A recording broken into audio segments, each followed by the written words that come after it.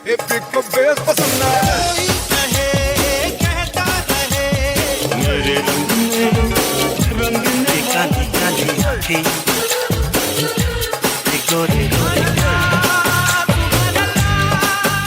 this is Asim. This is Sujoy. This is Amrita. And you're listening to Khandaan, a Bollywood podcast about the three main Khans of the Hindi film industry. Amir, Salman, And Shara. Hi, you're listening to Khandaan, a Bollywood podcast regular feed. Thank you so much for your support over the years. We now have a Patreon channel with bonus content and exclusive merch for those of you who would like to support us. Every dollar goes towards creating more and better content. Visit us at patreon.com/Khandaan podcast. How do Pakistanis make money, man? Like, they don't release anywhere. They don't unless they sell it to Zindagi. What else are they doing? They have been sitting on freaking Mola Jat for so long. No, I'm so pissed. as you can see at the state of the Pakistani economy, we do not make money. Nobody makes money except if you're one of the Nawaz Sharifs and the Bhuttos, and then you hoard the money, and that's it. Like, two families are making money, and the army is. No, nobody else is. Everybody else is in jail, chakki piecing. Chakki piecing and piecing. Piecing and piecing. That's what's happening. Yeah, I don't know. I think we're talking about Barzakh. I've started recording, by the way. But we're going to talk about it more when the trailer drops, which is imminently. But I thought the artwork looks really great. Yeah. And I Forget remember the artwork. Like, we are talking about the artwork that is Fawad Khan. Sana Saeed is also a piece of art. I saw a teaser where it's just like a line of dialogue that Fawad is saying. Like, it's just like a poster with you can hear him say. And I was like, that is just such a beautiful voice. Like, why doesn't he use it more often in like paid work so that we can watch it? Fawad Khan is the Pakistani economy. He doesn't work. He doesn't get paid. Yeah. Actually, funnily enough, there was also a Pakistani movie that dropped this last week, I think, Umro Ayer. I think one of the questions was about that, if we'd watched the trailer. I don't think you guys have watched the trailer. I watched the trailer. To me, it looked like a bit of low-budget sci-fi kind of thing, a bit like Kalki, what's going on there. And it didn't appeal to me. But then I saw that there's a bit of a push coming from the Pakistani as media as like, this is the release of Eid. But again, like, they do such a shit job marketing that I didn't know which cinema I was playing in. I was speaking with Sujoy and he's like, we have to go to Bradford to watch it. Like, no movie is good enough to go to Bradford to watch, you know. You YRF promotion joke. Yeah, so they do such a bad promotion job that it's as bad as YRF. Yeah, dude, for Pakistan standards, like, why we would take YRF, you know, that's how bad it is. So it's like a lot of these movies, like, I wanted to watch Mahira Superstar. It's literally nowhere to be. I don't know how to watch that thing, you know. And there's so many. So I'm just glad. However, like Barzakh, we weren't even sure this was going to get released. Remember, we talked about it a couple of weeks ago, and we were like, is this even dropping? So I'm really happy. And it feels like only Asim Abbasi is doing the promotion on his own in his Twitter account. We're all excited. Asim, come talk to this Asim. Let's talk about it. I'm going to drop him a message, see if he wants to come on the podcast and talk to us. But what I was going to say, I remember when the first trailer or the teaser for Cake dropped, and I was just blown away by the visuals, you know. And that was literally his first movie, and he didn't have a budget. And now he does, clearly, right? He has actors, he has a budget. So I'm really impressed on what he can do with this. I'm really, really excited. Did you ever watch Cake, Amrita? I did. No, I never got around to watching it. Where is it even playing? Like, I don't even know where to find it. It was on Netflix for the longest time, but I'm not sure if it is anymore. Yeah, I'd suggest try to find it and watch it. It's really, really good. And I think at that time when it came out, a lot of people were comparing it too much with Kapoor and Sons. And I even remember asking Asim Abbasi that question when I interviewed him. And there's literally nothing, like, when you have that space where you're not thinking about Kapoor and Sons anymore and you watch Cake, It's such an interesting movie to watch. I really recommend it. If you can watch it or find it, watch Cake before Barzakh. I remember like when it came out, and like I was just really like I really really wanted to watch it, and then I just couldn't find it. So if it's still on Netflix, I'm definitely gonna watch it. By the way, let's do this because I have it literally in front of us. For the people that don't know what barzakh means, in Arabic it means obstacle, hindrance, or separation, and Islam it denotes a place separating the living from the hereafter. So like kind of like purgatory, I guess, right? So I think a lot of people don't even know. So I thought, I'd do like a something good, like let people know what barzakh actually means, and it's with the epiglottis barzakh. Um, Shall we get into some of the cool questions we got from our cool Patreons Yes. and the things that they sent in? A few of these might be repetitions for old time listeners, but I think we get so many new listeners too, so it's kind of cool to kind of talk about some of these things again. I sent you these questions, I think, or did you read the questions? You probably all didn't. So let's start afresh. These are all new surprises for us, Asim. Yes. ये भी पूछा है? So I'll just go through them one by one. The first question is from Shreya. I love listening to you guys. I've been avid listener since 2020, so 4 years already. Wow. What are your top 3 all-time movies? The ones you keep going back to? I know it's an evolving list, but I would like to know which ones even make the list. Shall I give you a minute to think about this since you haven't thought and read these questions before, or are you able to just kind of like top of the head? I mean, are we talking Bollywood or overall? Yeah. Whatever you want. I think let's do both if you want. Let's combine them if you want. What are like your top? I think. Hmm. Go on, Asim. Yeah, I was just gonna say, like, I think the ones that you rewatch the most, which are the ones that I have 30 minutes, let's watch this. Are there any of these, or you just not rewatch people? Yeah, I mean, the more like over the last couple of years, I've rewatched less and less because I want to spend more time watching newer content, and so much new content is out there. I agree with you. I have this pressure where I was like, it comes from the podcast, to be honest. Yeah. Where I'm like, okay, if I watch something new, I can talk about it on the show. But if I watch something old and I've seen, so like I was talking about Tiger Zinda Hai, Tiger 3 the other day, and I kind of want to rewatch that movie. But I'm like, I just reviewed it, so I won't be able to use it. So yeah, it does. I it think does when add it a bit of comes pressure. to like rewatching stuff, I watch like 30 minutes, 15 minutes here and there, clips on YouTube, whatever. Never the whole thing unless we are rewatching it for the episode. But other than that, like easy watches, which I can just switch on and watch like 15 minutes, 20 minutes of it. When it comes to Bollywood, would be something like Jab We Met. The first few scenes of that movie is just joy to watch, like Kareena bring Geet to life. Andaz Apna Apna, the entire movie, like pick any 15-minute segment from that movie is just always so much joy and so much like unhinged laughter for me. Like the madness of Rajkumar Santoshi in that movie and how those actors, I think we should redo. I've said this to Asim. I think we should redo Andaz Apna Apna as an episode because when we recorded it, it was the earlier days of the podcast, and I think it's time for a rewatch, I think.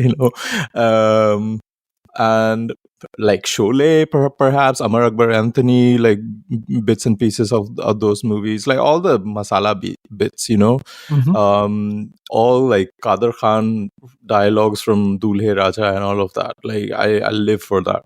Hollywood, I think every year I do some sort of a rewatch of Empire Strikes Back or one of the Star Wars movies. Terminator 2, I love that movie, and Fifth Element. I religiously rewatch that movie every year. Amrita? Again, just like so Joy, I don't really sit down to rewatch entire movies anymore because I just don't have the time. But I would say, like, just off the top of my head, like Sound of Music. Like, I've been watching that movie since I was like 3 years old, and I'll like watch it till the day I die. Like I'll just, if I just want to watch something comforting, then that's what I watch. Um, I also watch like a different like parts of the Lord of the Rings trilogy. That's like always in constant repeat. Like I always have clips going. And I also like to watch like old Rishikesh Mukherjee ones, like Chupke Chupke, Millie, like the usually the ones with like Amitabh Bachchan, actually, more than like say your Anands or like any of those.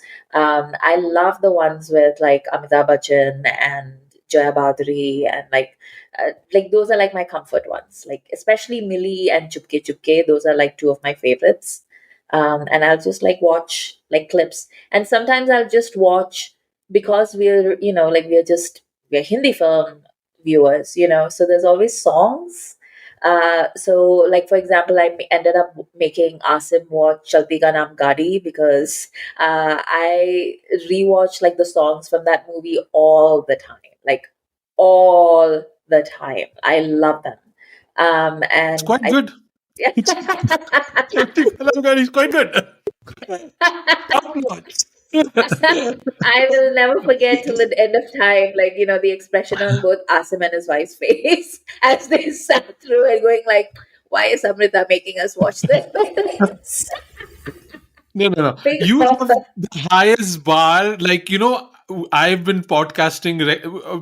There's a recommendation. People ask me for recommendations all the time.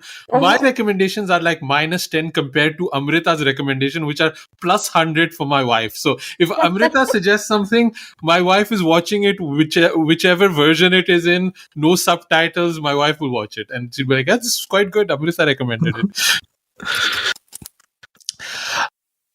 Sorry, Sorry, you froze, yeah, Amrita. yeah. It just came back. Sorry, yeah, okay, never mind. Go on. What about you, Asim? Actually, also, yeah, before I get into my list, I want to ask you about TV shows. Are there any comfort watch TV shows that you guys have that you, Yes. because I think you have more time to rewatch a show, Mm-hmm. and Mm-hmm. I have a rotation, and because a lot of times the TV shows I watch with my wife, so it needs to be something quick, snappy, and funny and light. So I have a rotation that we always go back to. So at the moment we're rewatching New Girl, but we have Parks and Recs, we have Yeah. The Office, we have Community, Arrested Development. We used to have How I Met Your Mother, but that has aged so badly. I cannot sit through it anymore. So we kind of constantly rotate these 5 shows. And I personally also have 2 shows that are, one is called The League, which I find hilarious, and It's Always Sunny in Philadelphia. And I kind of add those always in my rotation, and I just keep going back and forth, back and forth. Are there any shows for you like that? Yes. Yeah. So I will rewatch The West Wing from time to time, and I know like the politics are I dated, love The West Wing. like it's like all that stuff, and we are clearly not as naive and hopeful and trusting as we used to be when it was first airing. Whatever, I don't care. It's my comfort place, But like only the first 3 seasons, though, for me. yes, Yeah. yes. That is very important. Um, I will, but when I say rewatch it again, like I'm like watching like maybe a few like clips, or else I'm watching like like an Yeah. episode at the most. Like I'm I not. just want to see President Bartlett own that Christian lady all the Yes, I love that scene. Or the scene where like they discover that all the maps are wrong, like Yeah. Tuesday, like that Yeah. is such a great episode. Like I love The West Wing.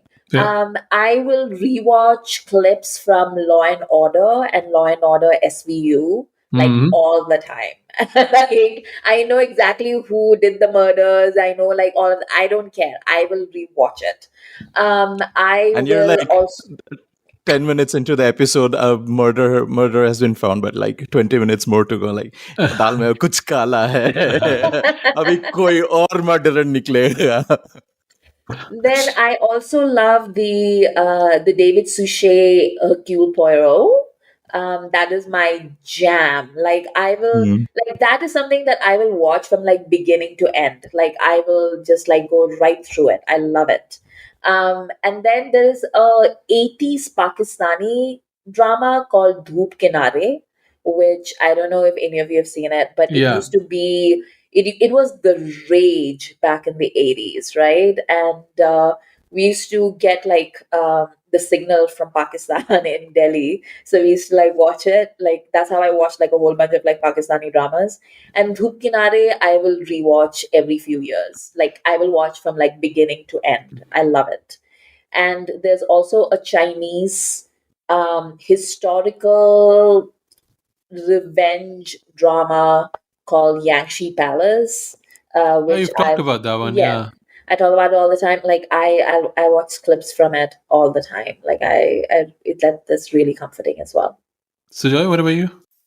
I used to watch Friends a lot, but I think after, like, I haven't watched a single episode after Matthew Perry's passing, to be honest. Yeah, I get that. It gets difficult for me. I only watched The American Office like during the pandemic, and I completely finished it. I haven't been on a rewatch yet. I don't know if I want to or not. But Parks and Rec, most definitely, I just pick any random episode and I can watch it easily every single time. I skipped season 1 of that one. Yeah, season one is a Season bit. one It's the worst. Yeah. Yeah. And Yeah. like even if you start from season 2 episode 1 where the penguins get married, that's like the best episode ever, and then it's progressively like better and better. Oh, Derry Absolutely. Girls. Derry Girls. Yeah, I Derry will Girls, rewatch Derry Girls anytime. any episode. Yeah. Like I watch a lot of anime, so that takes a lot of my time basically. Or even rewatch Naruto from now, like on my 4th rewatch or something. And I've it's never like, seen Naruto. I've never seen an episode of Naruto. I know what it feels like. I know what it's about, and it's not. I think it came too late. I was more of a Dragon Ball Z kind of era. But yeah, I miss Naruto, the whole thing. My movies are so in Hollywood, and these are movies you put it on anywhere, I'll start watching them, and I'll finish till the end. So I have Jackie Brown, Quentin Tarantino's La Haine, the French movie, The Hate, The Good, the Bad, and the Ugly. And these two are really weird, but specifically me. Limitless, the Bradley Cooper where he takes a pill.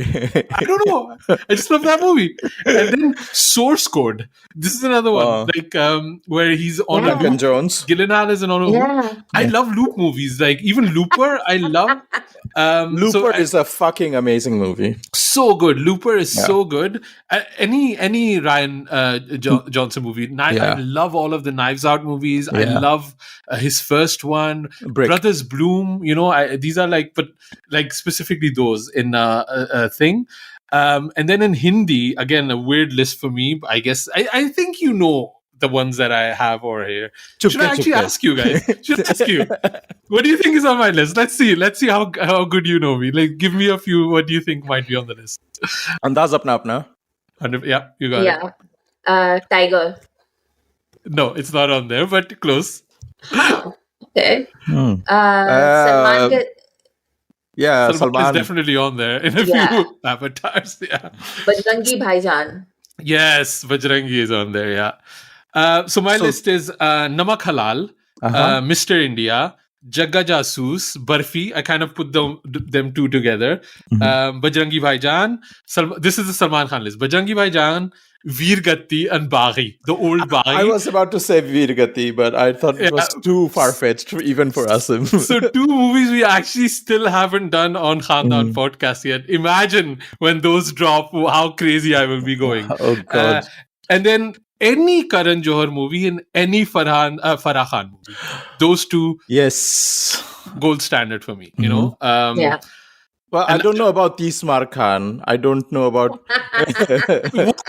Tismar Khan is amazing. So good. Joy's love is conditional. Yeah.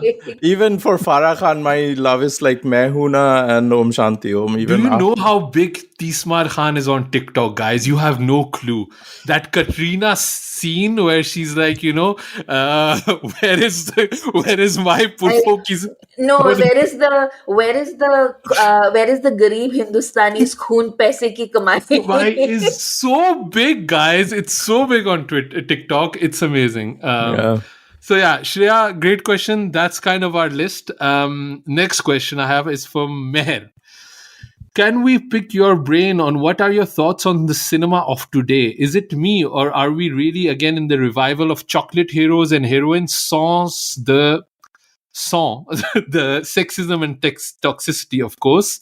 Rewatched Animal again just to see my housemates faced while watching that movie, and it came back with an even stronger force for me to how dead Bollywood or cinema is generally in these days.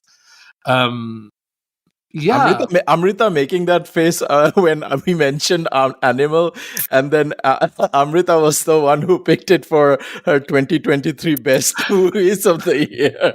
Listen, I had a full there was a thought process behind it. I didn't say Uh-huh. it was like a good movie. I said it was like the most important movie of the year. like Yeah, that was the and difference. I would not say watching Animal it makes me think cinema is dead at all. I Yeah. think it's a very like propulsive I movie. think Yeah. I think a lot of the online discourse makes you think like things are worse than they actually Yeah. are, because Yeah. the people online, you have to understand, we all have worms in our brains. Like we have like a kind of brain rot that is unprecedented in human history. Like the Yeah. way that And we it's all like documented and scripted and written on the digital walls too for the ages to read, and and also it's like just a whole bunch of like illiterate people who read like the first alphabet of every line, and then they basically knit it into some sort of theory that they are convinced is the truth and nothing but the truth. And meanwhile they don't understand anything. Like there was like, what's it called, who was it, uh somebody who was in something that just came out recently, and people were, he played like a pedophile or something in it, and people were like texting him and asking him why he was a pedophile, and he was like, I'm acting. Like I'm not actually, like, what are you talking about? Like people have like, the parasociality has just completely destroyed people's ideas of reality. um, yeah, anyway, sorry, Sujoy, you were saying something. I've lost my train of thought, but Oh, I'm sorry. So that's a running are theme. we in the revival of the chocolate heroines and heroes I mean, without the toxicity? we've always had chocolate heroes and chocolate Who heroines. is a Like, chocolate hero? What like is a I chocolate mean, hero? that's what I mean. Like, like the Soft boy. traditionally, yeah, basically. So I feel like that's the trajectory, right? Like when you make your debut, 9 out of 10 times you come as the soft boy. Whether in the 90s it was like Rahul Roy and Amir when he came out, even Salman, like in Maine Pyar Maine Pyar Kiya and Kiya. stuff, he was absolutely a soft boy. And then you sort of like, and I have a theory that unless you can do both, like unless you can do the tough guy but also the soft boy, you won't have a career in Bollywood. Like that is my, or like a long lasting career in Bollywood. Remember when Simba came out and how big of a deal Ranveer was making it, that I'm like an action hero from Rohit Shetty, and I think that's what he was trying to say, that I'm moving from soft boy to macho hero.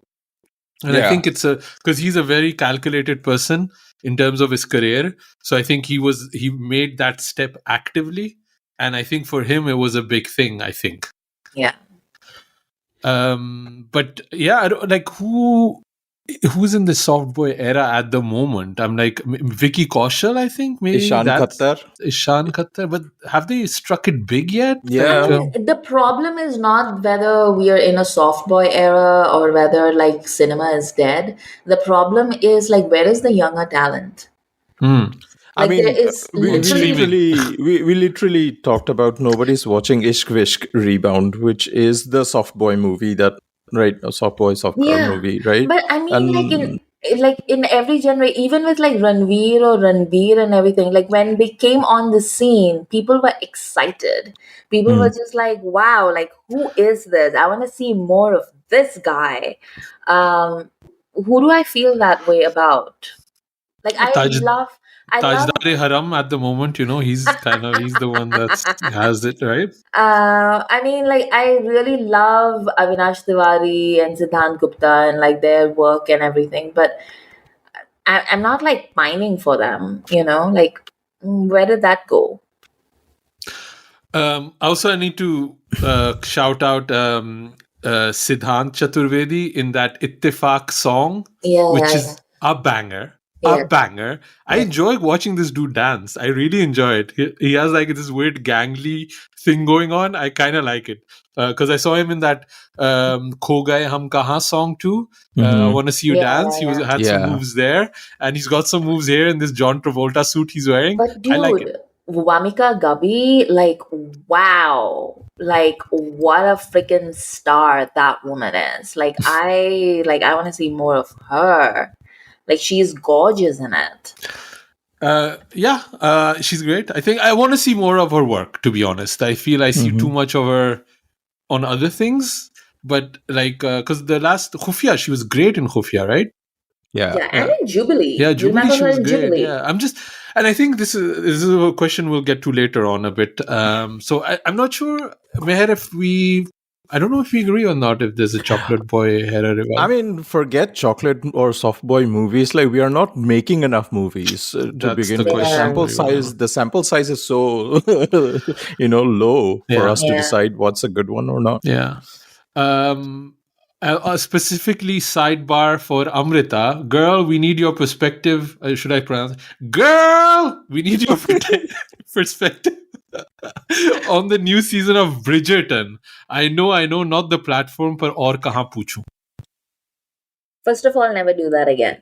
I will do this in the episode. Go ahead. It's going to be the Khandaan intro.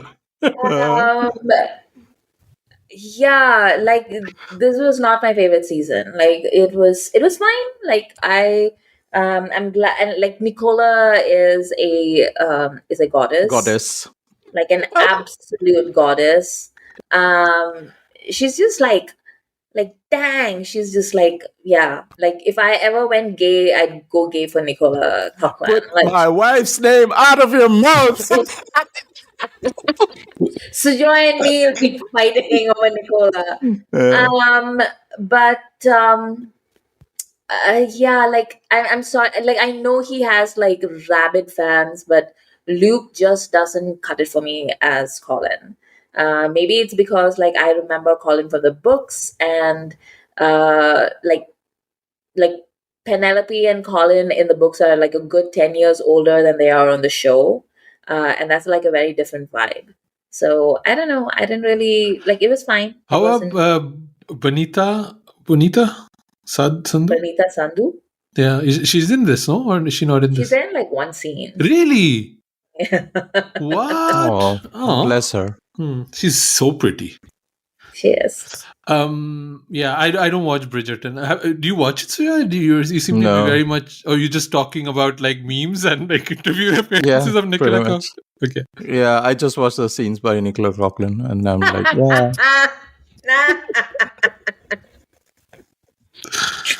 Yeah, erase your browser history, Sujay. I mean, I literally told this on the podcast, so why should I? Okay, next question from good friend Manish. We were on his podcast. We're going to be there on Bollywood Draft soon. Sign up, subscribe, and leave him a rating. It always helps new podcasts, by the way, to share their work. Bollywood Drafts. Do you think the strikes in Hollywood had some effect on Bollywood releases? I know they weren't on strike in India, but both industries have such a dearth of interesting mainstream content. Could it come down to from the post-lockdown rush to get back to work? What are your thoughts about it? I don't think it has anything to do with the Hollywood strikes. I just think that COVID is more the culprit. Can I add this question from because it kind of links it, and we've covered it, and I think we're very. So this is a question from Meda, MIDA. I hope I'm pronouncing it correctly. Why is Bollywood so dead in 2024? 10 to 15 years ago, all the megastars would be in multiple movies every year. Now you're lucky if you get one movie a year. So those are both questions because I've prepared and read the questions. I know which questions are coming. because I'm the professional of this episode of this podcast. Yeah, I think both of those things are related. So I think it's post lockdown. I don't know if necessarily the strikes are affecting it, but I think lockdown definitely affected it. Also, I think just the more thing is that I think movies are very, very expensive. I think everything in life has become so much more expensive. You can't Yeah. even travel anymore. You can't buy groceries anymore. And this exponentially is working on the budgets of movies and the star salaries. I think even there were a few producers that got together recently to say, we need to rejig finances of these movies because it's not even that they're not profitable for us anymore, is that we cannot make them anymore. And I think that's one of the problems. And then I think streaming plays a part in it, which is kind of a disruptor to the whole industry. It's taken away theatrical, and the lockdown didn't help. Like theatrical just couldn't come back the way it could. We're talking about some movie making 100 crores, which was a benchmark during Gajini. When Gajini came out, that was the 100 crore benchmark, right? We can't use that as a benchmark anymore, right? Like in terms of just how things are expensive and like things. So if an Akshay Kumar movie does 100 crore, doesn't mean shit, right? But also, I think in terms of volume, back when movies were the only gig in town, people were making more of them. Yeah. But now there's like a whole bunch of people who've just moved to streaming, But and they're just making content for streaming. But even streaming is not working. I watched Suchin's new episode of Streaming with Suchin, and he had the showrunner from Patal Lok on there. And they were telling that like writers are out of a job. They have no budgets to... there's shows that have been written, that have been shot, that have been announced, and they will never get released.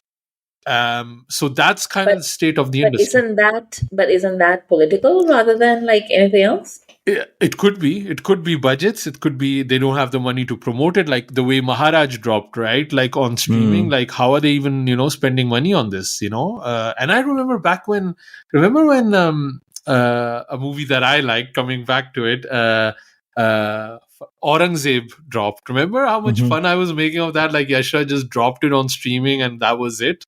And that was so many years ago. But now, like, if you're reliant on streaming and these movies aren't getting pushed, like even in Hollywood, they shot the entirety of Bad Girl and Warner didn't even release it, And that's just insane to me, right? Like, so there's still cost implications. So I think those might be a few of those.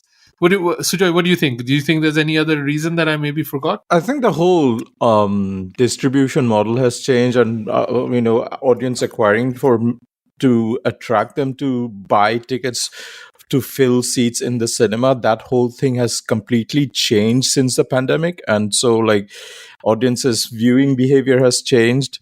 And also, like over the last couple of years, the big tentpole movies that Bollywood was trying to make was trying to appease to a certain kind of audiences, or trying to maybe ride the wave of the right wing to say that, and they were banking on it to be more successful. But obviously, they all tanked in succession, so that has a knock-on effect.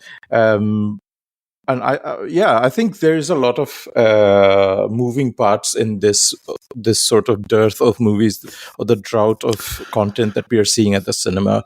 And it's not just one thing, but it's like playing in tandem with each other. Like the makers can't make good movies because the costs are high, and then the star prices are high, and entourage, and also like streaming is eating into it. There are no like physical media sales anymore, all of that. And also like audiences don't want to go watch a movie at the cinema if it's like an indie movie, all of that shit. Yeah. I have another thought, but I know there's another question coming there, so I'll talk about that then. But there's one more element I want to talk about then about this. A question from Usama. Please let us know the scariest content you three have consumed so far with the element of supernatural attached to it. I lost my sleep for 2 days after watching House of Secrets, Burari's death documentary. Used to live alone, end up getting housemates in a week after watching those 3 episodes. Also, Asim bhai, please share your old pictures with Salman Khan wardrobe. I am lucky enough to be old, so none of my stuff is digital. So you have not access to my Salman Khan wardrobe. I do not have access to my breakdancing era. I do not have access to my rap career. So these are all elements of Asim that will never see the light of day anymore, and I'm very, very grateful. Asim also has a movie that he shot once that will also never be found. Wow. I was always like wanted Amazing. to do more. Ambition बहुत था, talent बहुत कम था, but I've done all of these things and they will never see the light of day. I'm happy that I lost track of all of that, unless my sisters are listening to them and they want to take revenge and start posting things on Instagram, or that might be the only thing. But yeah, unfortunately, those have been lost to the time, which is good. Yes, the supernatural elements. I'll be honest, I don't watch a lot of horror, and it's not a genre. And honestly, even when I watch it, I do not get scared of it. I'll tell you something. My daughter had her first birthday party where she was going to a mall with her friends. Before that, I watched a martial arts movie that I would recommend to people. It's either New Zealand or Australian movie. I'm not sure. They sound similar to me. It's called Life After Fighting. It's a movie about a martial artist who's kind of running a gym, and somebody kidnaps two of the girls that work out at the gym, and he has to go find them. And that gave me nightmares. Just the fact of these 11, 12-year-old girls being kidnapped in front of their house and literally being shipped off to Romania as sex slaves. That gave me nightmares. Like, I was like, because that thing was going, that mall party was going to happen. So I literally, we followed them. I was not going to let them out of my sight. And I'll be honest, I can be honest on the podcast. I was thinking, this scared me so much. I was thinking of going armed to the mall, like have something that I'm carrying. I'm a strong guy. I can take on a few. But I was like, in my mind, it had played so much that I was like, maybe I should also just arm myself. So like, that's how far I took it. So horror doesn't do it for me. This thing, and there was also like a documentary, I remember. Dear Zachary. It's haunted me since I saw it. Yeah. And I've like, if I think about it, I'll start crying. So those things, like if it's about, losing children, parents disappearing, those things really affect me, because naturally, right? Like I'm a dad, and like these things were Lovely Bones, like that one, like affects me so much. That Jake Gyllenhaal movie, Hugh Jackman movie, Enemy, I think it's called. Yeah, I know the one you're talking about. There's two. Like, there's like two. Prisoners. Okay. Oh my god, Prisoner! Just like screws me. These kind of things screw me up. So horror, I watch very detached, and it's not a genre I really seek out. So elemental things, I'm such a kind of grounded person. I'm like, I'm just gonna punch the ghost. It doesn't scare me at all. But punch the ghost, which is my reaction to most things. I'll just punch him. But yeah, so that's kind of my thing. Amrita, any things that you lose sleep about? I mean, yeah, I also am not really a horror person per se. I had to stop watching Criminal Intent, the Mandy Patinkin show, because like Asim said, like, it was just like real world situations that just like really scared the shit out of me. Yeah. But I did watch Brahma Yugam a couple of months ago, which is the Mammootty movie that came out. And that was it's not like a jump scare movie, but it is a very scary movie about like, like losing control of yourself and your agency. And I think we discussed it. Like, I remember. Was it on Patreon or was it on the regular podcast? I think we did. I'm not sure where we reviewed it, but we had a whole Mammootty thing going on for a couple of weeks. So yeah, you can check that out if you'd like. Yeah. Sujoy, Well, I'm the horror guy in this podcast. I watch a lot of horror. I enjoy watching a lot of horror, especially supernatural and environmental and all of that. One of my favorites is The Descent. It's a British sort of cave diving sort of movie, and that gave me so many like claustrophobic moments. But when it comes to like stuff that gives me nightmares and makes me lose sleep, I think or even like get flashes from that movie in real life situations. The Final Destination movies do it for me. Like anytime I'm in front of a heavy goods vehicle with lots of logs, I'm like, shit, I'm gonna die or something like that. Anytime I see a lorry loaded with a lot of gas cylinders, I'm like, this is gonna explode and all of that. Home invasion movies, those completely freak the hell out of me. That's a scary genre, I admit. Home invasion movies, yeah. Yeah. I had a period where I was thinking of studying architecture, and my mind was always like, okay, but how do we create an escape tunnel in this house? Yeah. Like, it was always like, it needs to have an escape tunnel and a panic room. Like, I'm such a paranoid person. Yeah. Home invasion movies. What else?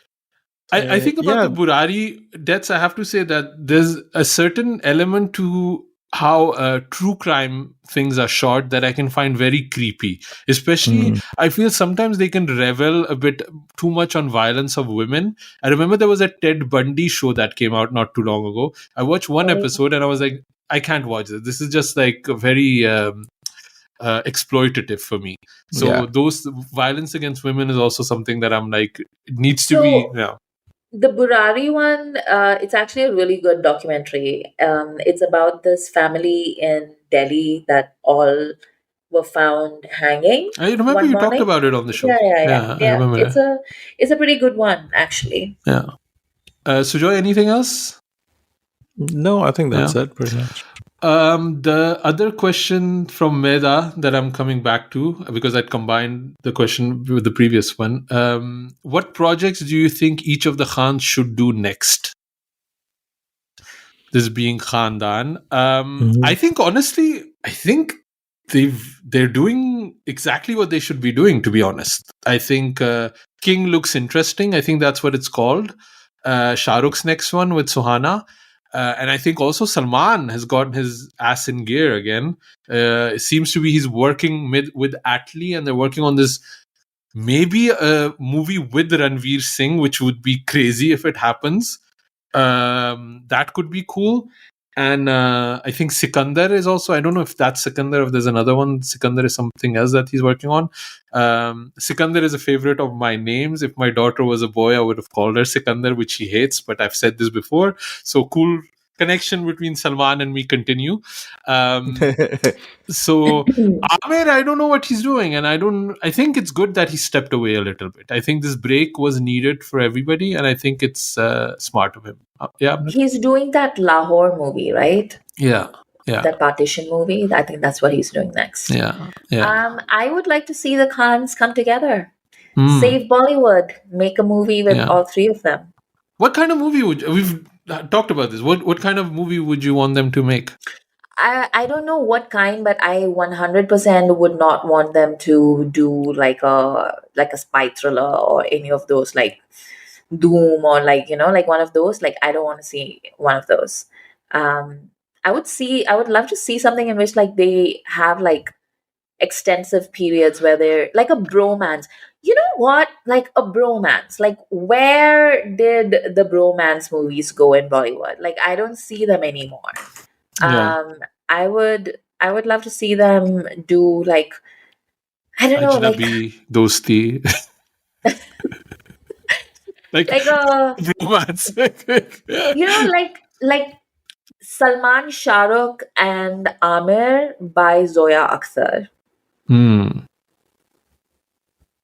Yeah, I would love I'd want to watch like Salman, Amir, and Shah Rukh by Farhan Akhtar making a heist movie where they have history of like working with each other or against each other, Oh, and they like are dirty, rotten scoundrels, but like with pretty the three of much, them. yeah, Oh, or I Oceans, was thinking or Oceans. That could be a yeah. good one. Like three of them, Salman being the brawn and Shah Rukh being face, and then Amir being the mastermind. That would Yeah. be really, really cool.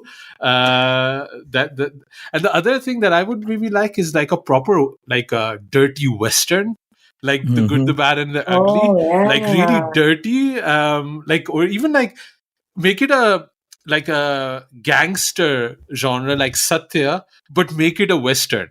Like having these Mm-hmm. people play dons, and then Shah Rukh can be the Dubai don, and Salman can be like the don from the warehouses and stuff like that, and Amir can be like the businessman, but he's really corrupt and he has like the political connections.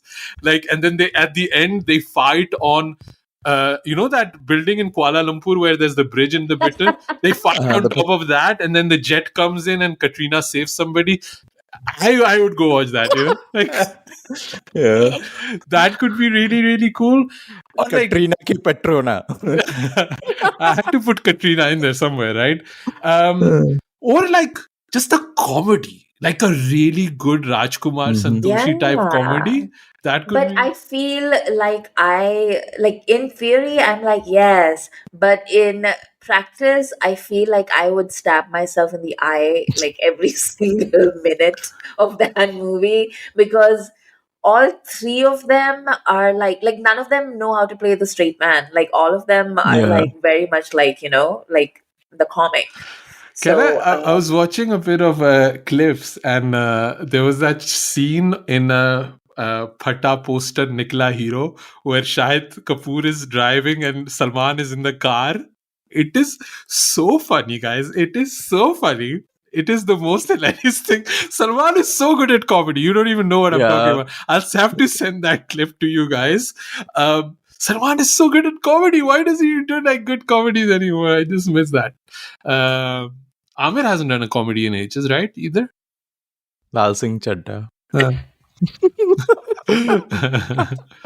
comedy on multiple levels. Comedy mein tragedy, tragedy mein comedy. Okay. Viral says, long time listener here and obviously been loving it. And Viral, thank you for being a long time Patreon too, not just a listener. My question is how three of you met and became friends. I don't know we're friends actually. How this podcast idea started for you guys. Also, It's all business. It's all business. All the money we're raking in. Also, are we going to have Asim's daughter's thoughts review soon for one of the Khan movies as she did for Bajrangi Bhaijan? My daughter recorded her first podcast. I was so proud of her. I was so so proud of her. cute. So she's got Yes. skills, yeah. So the whole Khandaan thing might go to her in Virasat one day. Who knows? On the other hand, I do try to protect her. Like, I know Patreon people are like, friends and stuff like that, but I try to be protective of my daughter. I don't mention her name too much. She's at that age where I have to be careful. So that's why I don't think it's going to be happening anytime soon. But the Bajrangi episode is there. And actually, she's forgotten that she ever did that. So it's been that long ago. I also remember somebody asked me is that her voice you hear at the end of our theme song that says, you podcast from the epiglottis, for the ones that listen to the whole episode. That is her. She was a little baby and she recorded her podcast. I still have the video, the picture of it, and it's really, really cute. It's a sweet memory that she's been with us from the start of Khandaan and New Podcast. So, yes, who wants to tell the story? Sujoy, you want to tell the story of how we met and how we became friends and how the podcast Yeah, I think I was running a Tumblr blog back in the day called Bollypop. It still exists somewhere on the internet. And I think I was tweeting mostly about Bollywood. I was like, this was 2010 or something, or 2012, something during that time, I think. And Asim was with he had you podcast on, and he reached out basically for an episode to do Rowdy Rathor, and that was our first interaction, I believe. And then because we were both in London, we sort of met up. I think the first time I met up, I went to his house. He invited us for first birthday party, and that's when I met the Bernies, and I was instantly at home. It was the best aloo chaat I have had in like many years. I still remember that. And Sophia was the tiniest, cutest baby. Oh my god!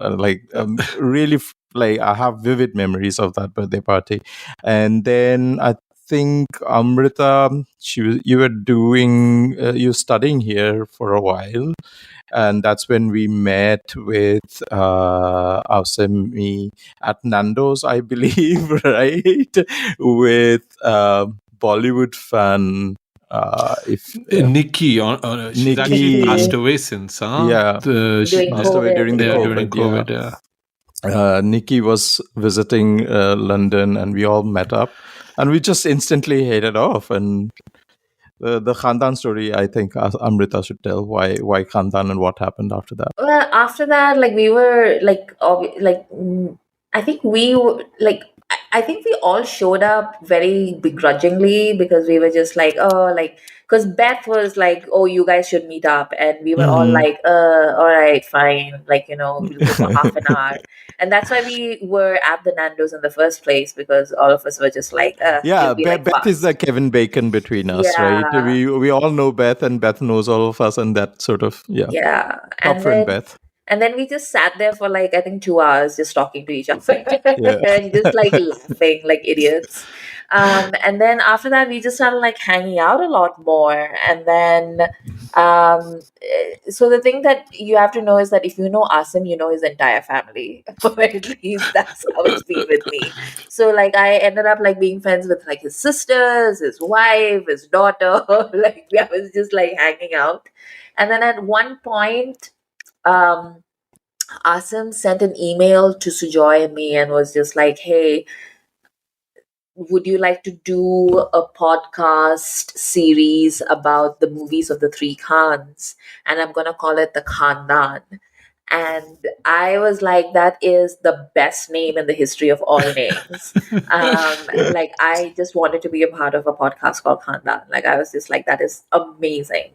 I mean, we are Shakal se, Surat se, Sirat se, we are all Khandani people. So.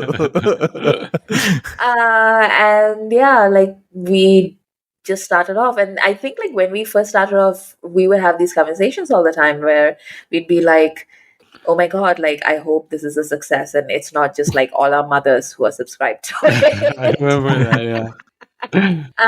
We say that about like literally everything that we put out. Like we're just like, I hope it's more than our mothers who like listen to this.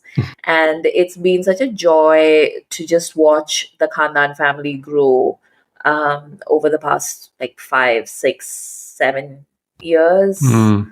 It's been a wild ride, and it's been more successful than any of us hoped, I think. And it's been really rewarding and fun.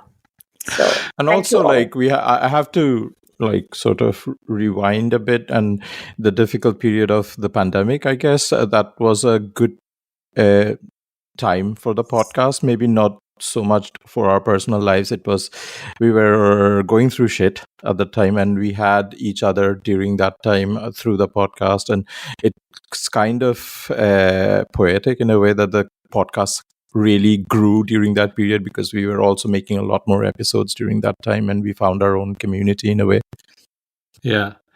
I mean, my version is that I was doing U Podcast for a long time, and U Podcast was basically me at that time. I'd traveled a lot. I'd lived in France, Paris, Amsterdam, and all that kind of thing. And when I came to London, I was missing talking to my friends, and podcasts were picking up. I think I literally stole the idea from the Slash Filmcast back in the day, because they had explained how they started. And I was like, this is a good idea. I'll do that. But it was all over the place. We were doing Hollywood. We were doing underrated movies. There was stuff like all over the place. But there was no podcasting didn't really exist the way it does now. Nobody, like no celebrity had a podcast, right? So we could just do whatever. And after a while, I was like running out of steam. I didn't know what to do with the project anymore, and I wanted to talk more and more Bollywood, because my co-hosts at that time, Martin and Ahmed, they weren't available to record as much. And I was finding these friends like Beth and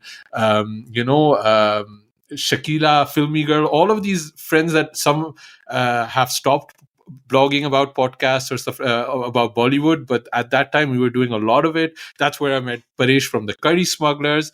And I remembered Amrita from Beth's blog back in the day. I think our paths crossed even then.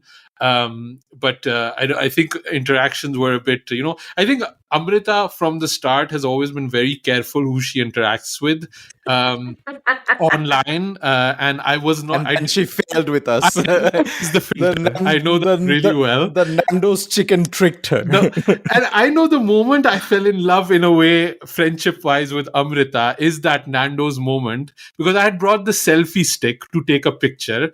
I was terrible at it, and the way Amrita grabbed the selfie stick and said, "Let me do this," I was like, "This woman is amazing. She's going to be my friend." And what I did to Amrita, what I do to Sujoy, is I force you to be my friend. You have no option. I will bribe you. I will bring my family. I will do what is necessary. You will be my friend. If this is my aloo chaat, you be my friend. Yes. I have to say, for me, I got biryani, so it was like a little bit better than aloo chaat. So that's how I went about it, and I force people to be my friends. I am obsessive like Shah Rukh was in the 90s about women. That's how I am with friends. Like that's how I do it. So that was the story of Khandaan and how it started. Next one is from Melanie. I'm pronouncing it this way because Melanie is from France. Listeners, I am from France.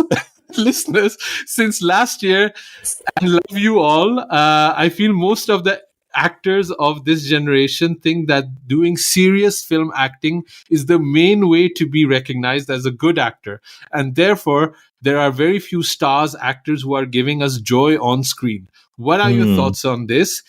And we want more romantic dramas and rom-coms from Hindi cinema or Indian cinema in general, which they do best and used to do it frequently before.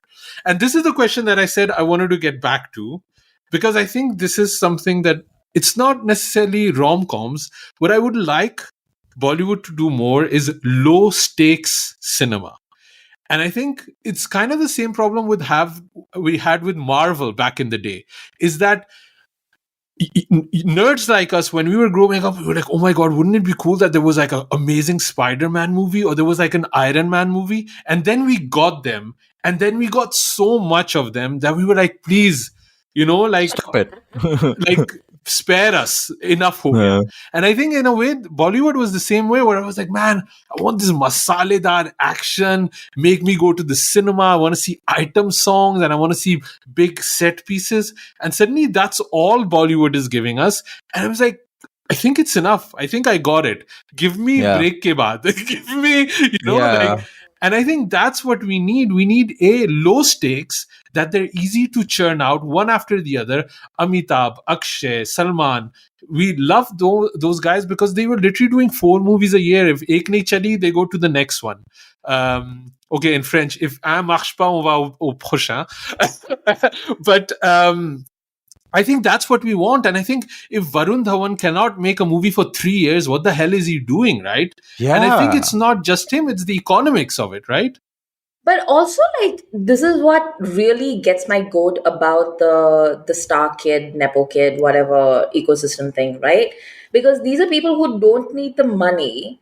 So I'm like, why don't you take, like, that's why I respect Janvi, to be very honest, because she's doing it right. She's like, I don't need all the cash to like come from my movies.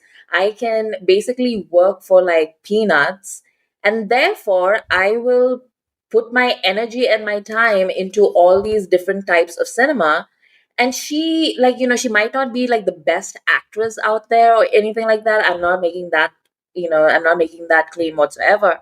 But I'm saying that at least she's trying, and she's trying to do different things. And I feel like she's gotten to a point in her career where she is very watchable on screen, and you only get that through practice. Like Mhm. Varun Dhawan, for example, is not at a point in his career where he can disappear for 3 years and then come back like Shah Rukh Khan. Like that is not the same level of stardom, kid. Like you need to be out there working, like grind. And I'll be honest, even I would now categorize Ranveer Singh in this. Like I think Yeah. Rocky and Rani Yeah. was last year. What the hell are you doing? Just choosing projects, dropping nonsense left and right. Is Dawn 3 even happening? Who knows when if Dawn 3 is happening, right? Um yeah, a lot of these guys, I think the only person that can get away with it is maybe Ranbir, the only Yeah. one.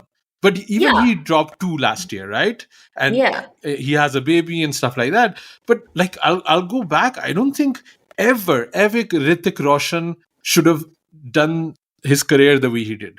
Like, I Yeah. think he Yeah. harmed himself by doing so less movies that he did. And all of them want to be Amir Khan, but none of them are Amir Khan, and it makes no sense to me. And Amir, like, the difference between Amir and these guys is that Amir is conceiving and producing his own movies. Like, the reason why he can do one film a year, or like, like take his time, blah, blah, blah, is because he's developing projects for himself in a way that none of these guys are. Like, Varun Dhawan is not sitting at home and like developing, like, he's like, recycling his father's greatest hits. Like that's not developing projects. That's just like doing like your basic production. Like Amir is like strategizing. Like we were talking about this in the Rang De Basanti episode, where you could see that the man was like, he had a perspective. He was like trying to do something with it. Even with this Lahore thing, I don't know if what kind of mess it's gonna be, but I do know for sure that he's trying to introduce a talking point. Yeah. He's trying to like do something that is going to change the narrative, which is a skill that like very few people have anywhere. I'm going to get back to Ritik because if you compare it to Amir, who the Hrithik hell doesn't have cares it. about Super 30? Yeah, Who, like, nobody does. you brown faced yourself, you learned the accent and all of that. It's a genre movie like Hitchki. Hitchki was better than Super 30, right? And Rani did that with the whole stuttering thing, like she sleepwalked through it. And it was a better movie, right? Like, if you're going to put that much effort in war, like that's what your effort is in. Like, Yeah. I don't get it. I And think also the whole like Amir argument is moot because when he started his career, he was churning 4 movies a year. Yes. yeah. And nobody gets to be like, oh, I'm gonna be Amir Khan on day one Yeah. itself. And And the expect thing, that the fans would come crawling at their feet. and honestly, I think it's also the weird thing is that with Amir, they also think of his career in terms of like what a Daniel Day Lewis or a Mhm. Christian Bale does. So they're like, well, like Christian Bale goes away for like 5 years and then like comes back, and then he's like a giant success. Or like Daniel Day Lewis like goes away and becomes a carpenter for like 10 years, and then he comes back and then he wins an Academy Award. But that is a very different ecosystem. Like that does not work in Bollywood. Like it absolutely does not. Um, and honestly, like I would say, take like Kamal Hassan talks about this a lot. Actually, like He he just talks talks a lot about, generally, right? yeah, he does. Yes, yes. But like once in a while, he does talk sense, and he talks about like how Bollywood, even back in the day, would take an inordinate amount of time to make like one single movie. And he was like, we can't afford to do that as an industry Yeah. down south. Yeah. So you're making, it's not like they're making subpar material or like they're making like terrible movies. Like Mammootty is making like 3 to 4 movies a year at age like 78 or whatever, 74. It doesn't, and like each of those movies are like quality movies, but he's like going through them at a rate of like, he doesn't take more than like 3 months to make a movie. That's the kind of scale that people need to start thinking about. They need to start thinking about like, what is it that we can do that are like the mid-sized movies, the small movies, the little feeder movies that will allow us to build up a market share, that will allow the bigger movies to float, because otherwise they're just going to just land in the middle of the market. Yeah.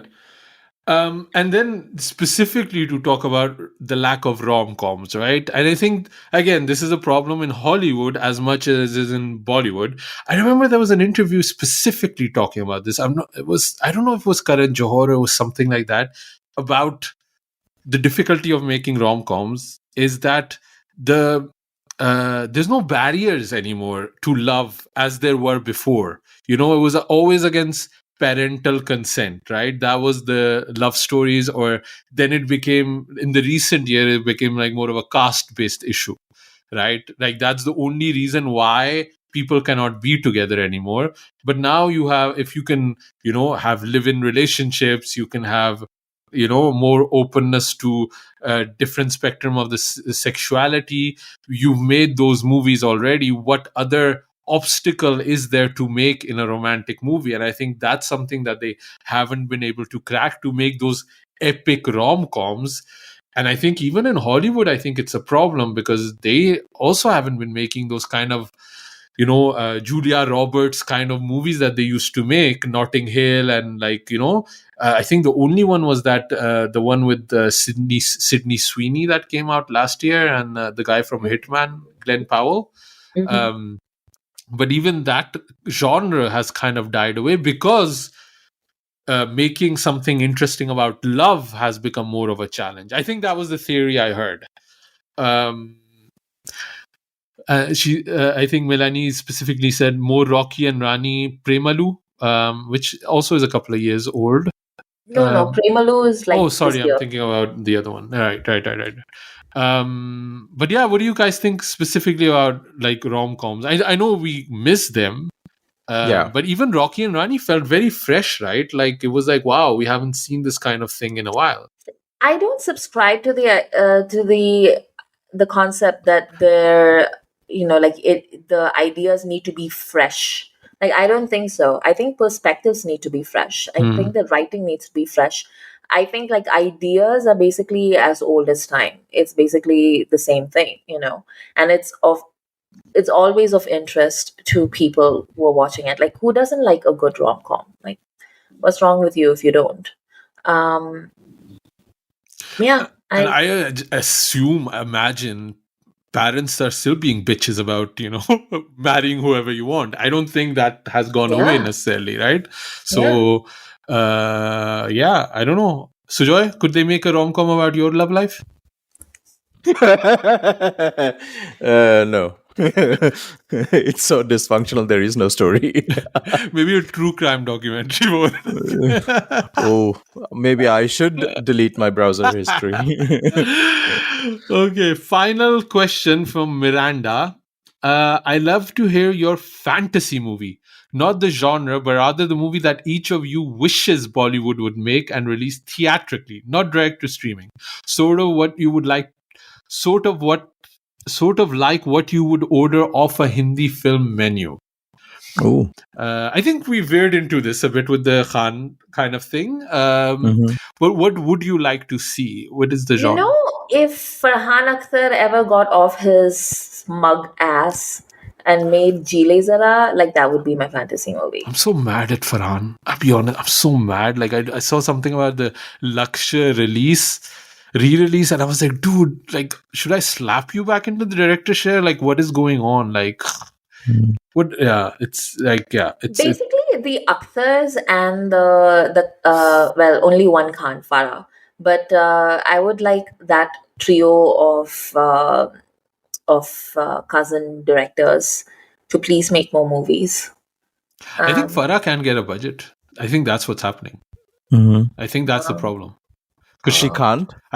She can't. I think she was also going to collaborate with Rohit Shetty for something a while back. I remember that. And it didn't materialize. I think just she cannot pull a budget together for what she wants to make on the scale she wants to make it.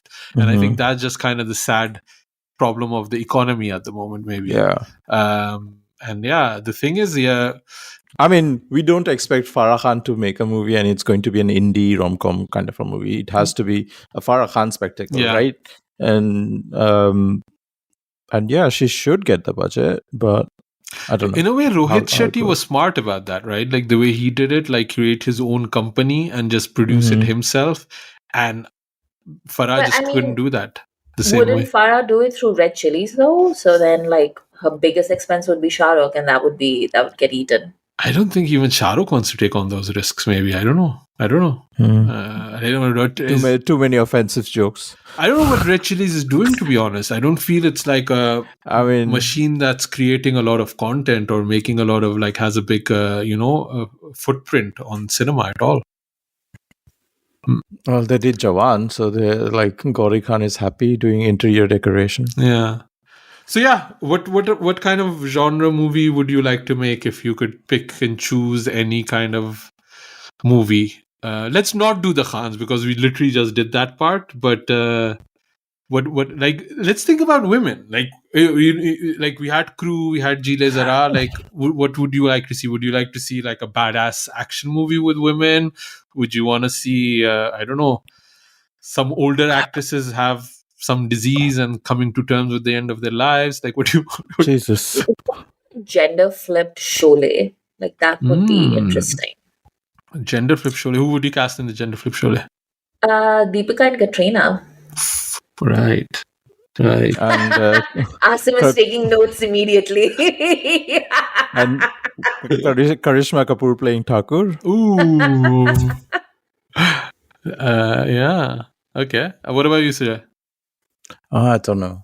I want a comedy to come out of Bollywood, man. A really good, well-written, balls to the walls, hilarious comedy that is not problematic, but it's just pure fun. What is your genre of comedy you like? Because there's a lot of different... In comedy, there's a lot of differences, right? There's very there's slapstick to very quick-witted kind of repartee kind of comedy, like Hera Pheri, I'm thinking, or something like that. We haven't had Hera Pheri in a while, and probably Hera Pheri is such an outlier in Bollywood in a way, right?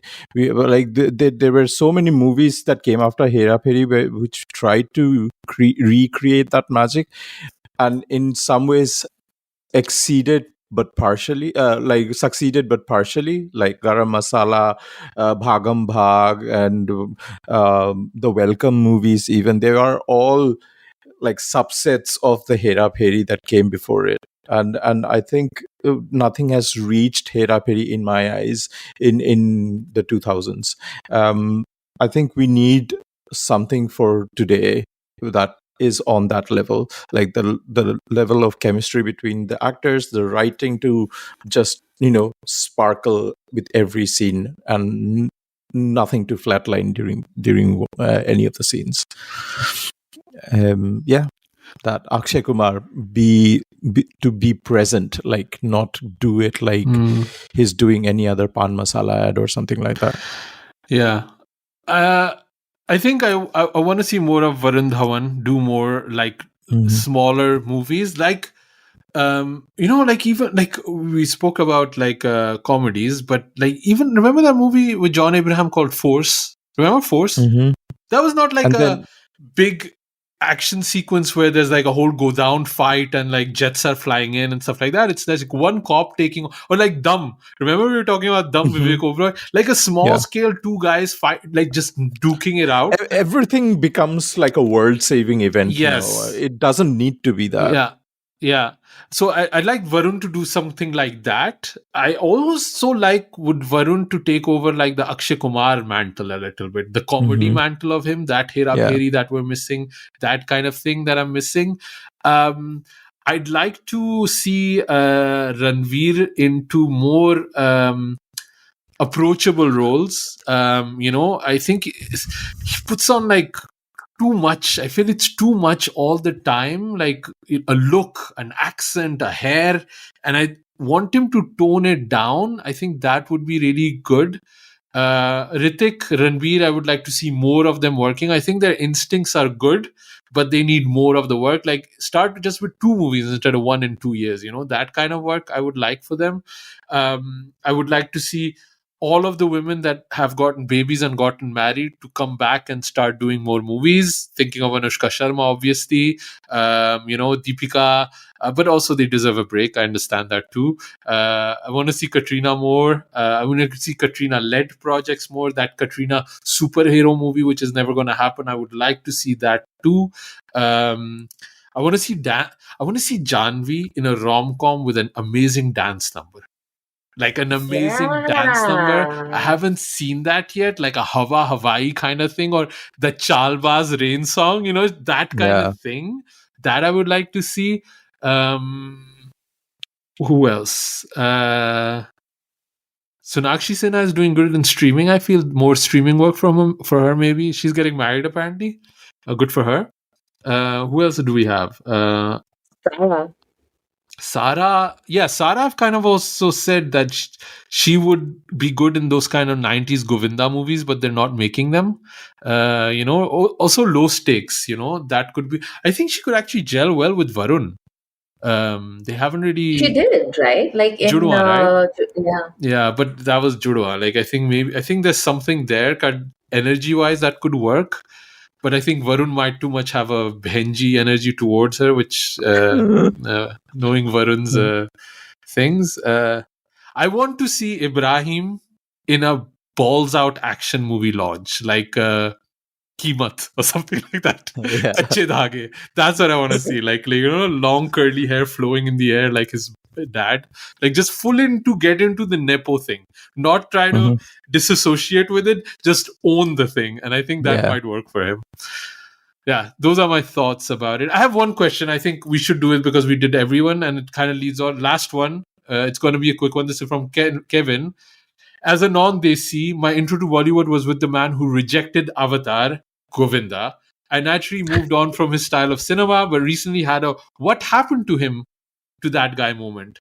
The rabbit hole of questionable movie choices and baffling songs made me want to ask what went wrong.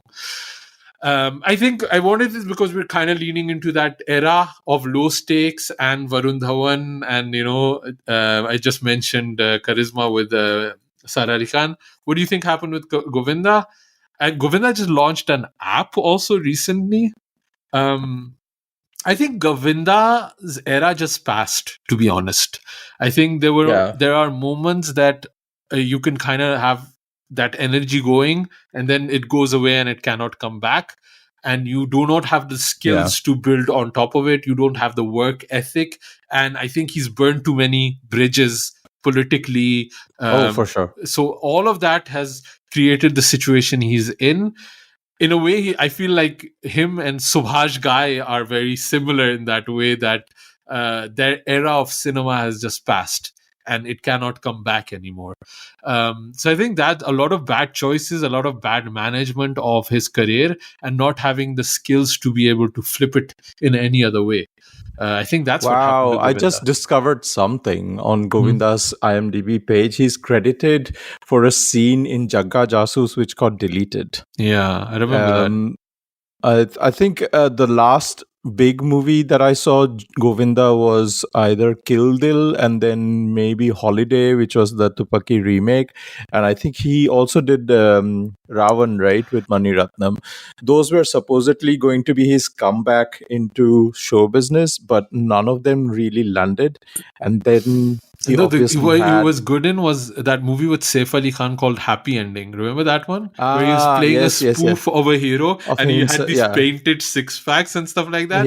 But again, one of those movies that came and went and it didn't really connect with audiences, but it was actually genuinely good. I remember it being good.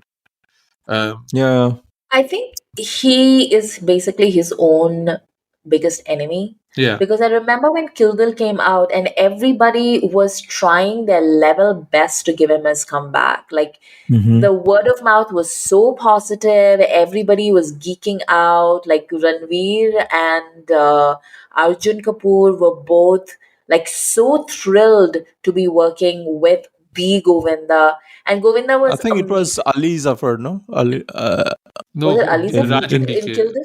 Oh, Kill No, Bill. Kill Bill. Oh, right. Yeah.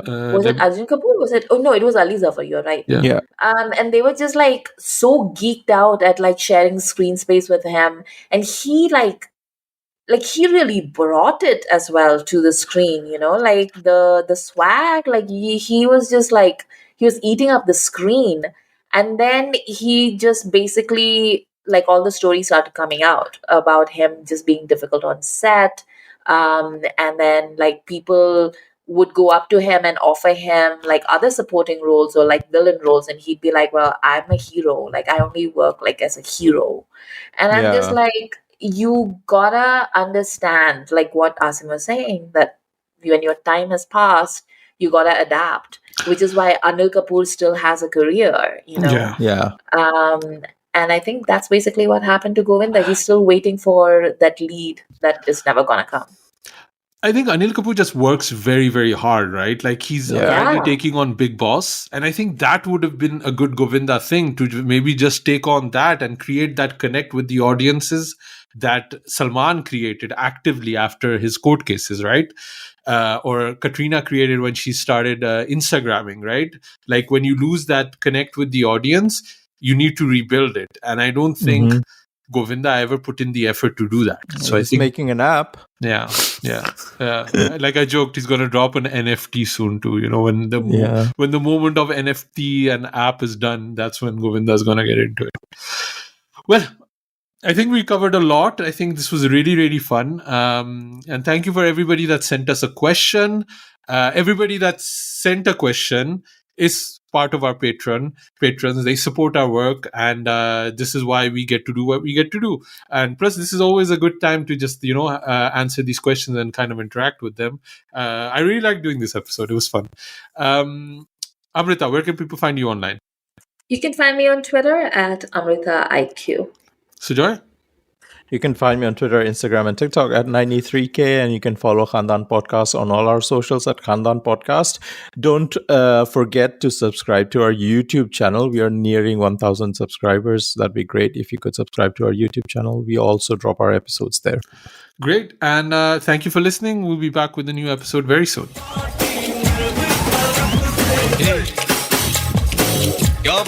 Khandaan Podcast और acting. Girl, you're my chum,